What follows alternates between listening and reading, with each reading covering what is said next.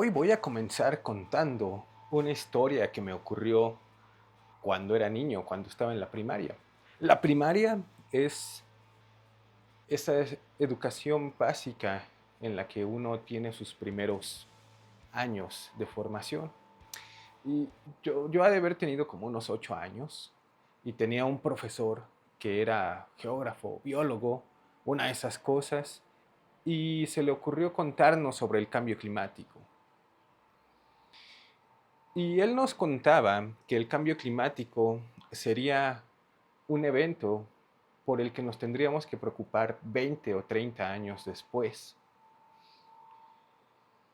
En ese entonces, ese profesor nos decía que el cambio climático sería un problema del futuro y que tendría consecuencias que no imaginábamos, que no podíamos saber en ese momento. Pues el día de hoy, en el año 2025, el cambio climático es una realidad. Actualmente el cambio climático afecta a todas las regiones del planeta. Pero ¿qué rayos es el cambio climático? Vamos a hablar un poco sobre el cambio climático el día de hoy, pero me gustaría contarles un poco de la historia de esta ciencia del cambio climático. Y resulta que las primeras investigaciones sobre el cambio climático se remontan hacia el año 1824, cuando uno de los grandes científicos, Fourier, empezó a darse cuenta de que quizás la Tierra tendría una especie de cobija o una especie de manto que haría que la Tierra tuviera una temperatura estable. Y Fourier pensó que habría ciertos gases que podrían actuar como este manto. Y estas son de las primeras ideas que nos traen a la mente el efecto invernadero. Más adelante vamos a hablar sobre el efecto invernadero, pero de aquí vienen las primeras ideas. 1824, con Fourier. Un poco más adelante, Tyndall empezó a hacer experimentos con los gases y descubrió que ciertos gases como el agua, el vapor de agua, o como el CO2, llamado dióxido de carbono, podrían absorber energía, radiación, radiación infrarroja. Y esta es una pieza fundamental para entender los problemas actuales del efecto invernadero y del cambio climático. Un poco después, Arrhenius, otro científico, fue el primero en hacer una correlación entre las emisiones de dióxido de carbono y el incremento de la temperatura. Arrhenius fue el primer científico que demostró que un incremento en las concentraciones de dióxido de carbono podría tener influencia en la temperatura. Todos estos elementos se fueron construyendo poco a poco.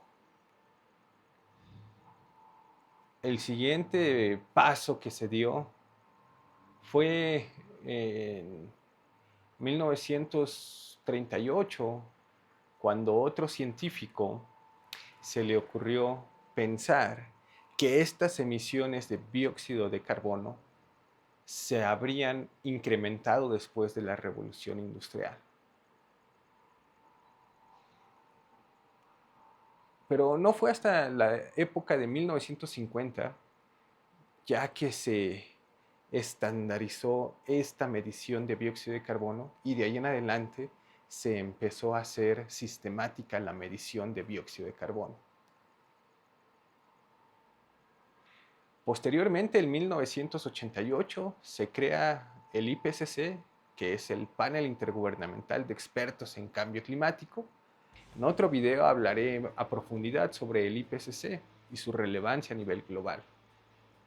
Pero estos son los grandes hitos científicos que nos han llevado a entender, a comprender, a analizar y a proponer soluciones técnicas y de política económica y de política pública para el cambio climático. Pero bueno, hablé de varios conceptos. Hablé del efecto invernadero, hablé de calentamiento global, de cambio climático. Y si bien se parecen y están interconectados, no son lo mismo. He aquí una explicación sencilla y rápida de las diferencias entre cada uno de ellos. Muy bien, pues resulta que el efecto invernadero es una circunstancia que ocurre debido a que existen gases en la atmósfera y esos gases retienen calor en la atmósfera, tal cual como si fuera un invernadero cubierto por un vidrio o por un plástico que hace que se permanezca constante una temperatura dentro de ese sistema. Entonces, hay ciertos gases que permiten absorber esa energía y que se permanezca la Tierra con cierta temperatura. Y esos gases principalmente son el dióxido de carbono, el metano, el vapor de agua. ¿Y qué tan potentes son estos gases para mantener esa temperatura? Bueno, pues le hemos denominado a esta potencia potencial de calentamiento global. Este potencial de calentamiento global, pues está determinado por cierta capacidad que tienen esas sustancias para retener esa energía. Y resulta que el dióxido de carbono le hemos denominado con un potencial de calentamiento de 1, ¿sí? La unidad. Y hay otros gases, pues, que tienen mayor potencial de calentamiento, como el metano, como los fluorocarbonos, como el vapor de agua y muchos otros más gases que tienen mayor potencial de calentamiento. Pero si el dióxido de carbono solamente tiene potencial de calentamiento de 1, ¿por qué la gente habla tanto del dióxido de carbono? Bien, entonces estos potenciales de calentamiento son distintos para cada sustancia. Ahora bien, estos gases hacen que la Tierra permanezca con una temperatura promedio estable y que pues ronda o rondaba alrededor de los 15 grados Celsius o 15 centígrados. Si estos gases no estuvieran presentes en la atmósfera, entonces la Tierra tendría una temperatura mucho menor, probablemente alrededor de menos 20 grados centígrados o menos 20 Celsius. Eso quiere decir que estos gases de efecto invernadero son indispensables para mantener el planeta con una temperatura constante y con una temperatura habitable para nosotros y para las especies que conocemos actualmente. Pero resulta que si estos gases están en concentración mayor o mucho mayor de la que es natural, pues entonces esa temperatura empieza a elevarse. Esa temperatura empieza a incrementarse si hay mayor cantidad o mayor concentración de estos gases. Pues resulta que antes de la época industrial, a la cual vamos a llamar la época preindustrial, vamos a situarla antes de 1800, antes de 1776, antes de la Revolución Industrial. Estaríamos hablando que en ese entonces habría alrededor de unas 300 partes por millón de esta concentración de dióxido de carbono en la atmósfera. Actualmente, en el 2025, se estima que hay unas 420 o 425 partes por millón de dióxido de carbono en la atmósfera.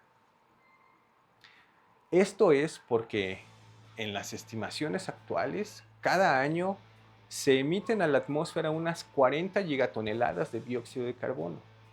40 gigatoneladas anuales.